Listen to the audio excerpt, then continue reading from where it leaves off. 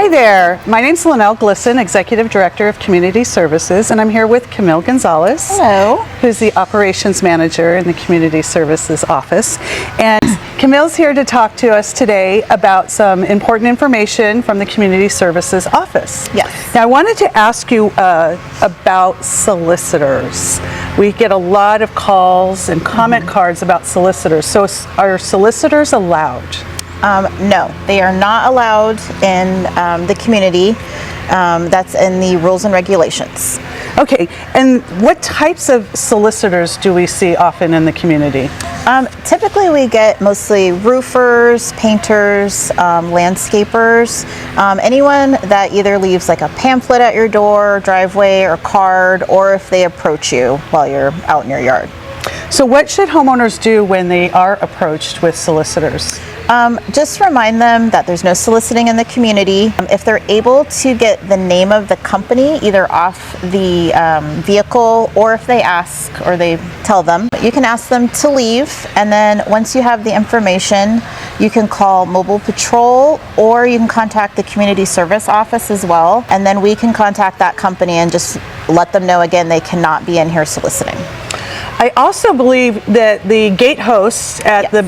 the manned gates hand out cards to companies that come on property, reminding them that soliciting is not allowed. So they're well informed Yes. that they cannot solicit in Yes, the community. they are. Okay, Yes. good deal.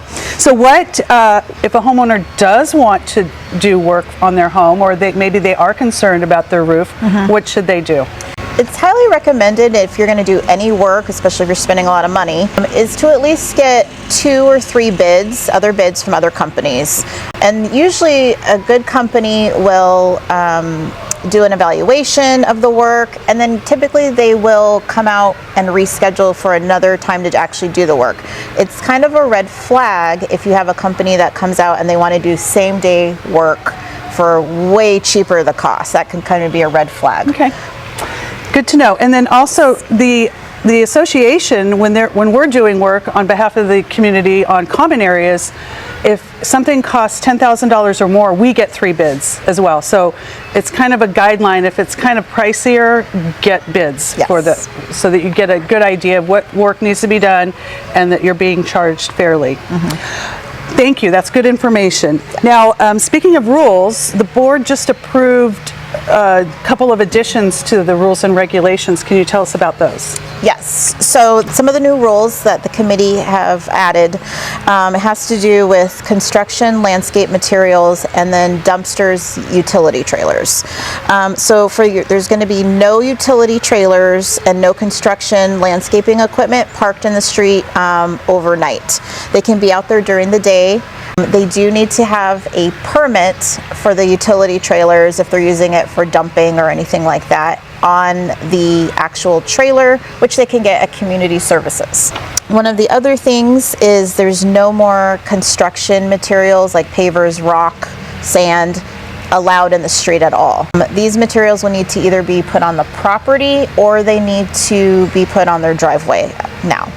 The dumpster new rule would be they need to have cones with reflective tape, reflectors on the dumpster itself, and then the new rule is going to be some kind of flashing device, whether it be one of the kind of cones with the flashers on it or actual flashing lights on the dumpster or pod itself. Okay.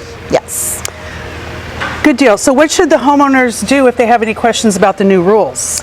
So if you have any questions at all about the new rules or architectural work or patrol, you can always contact the Community Service Office and we would be happy to assist you.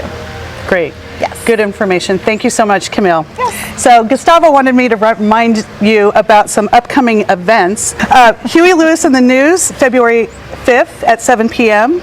Rhythm Through the Ages, DJ Party, 70s through the 2000s best songs. That's going to happen at February 7th. And then Arts and Crafts Workshop.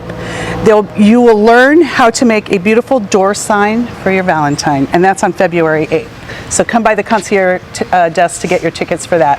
Thank you so much. Have a good day.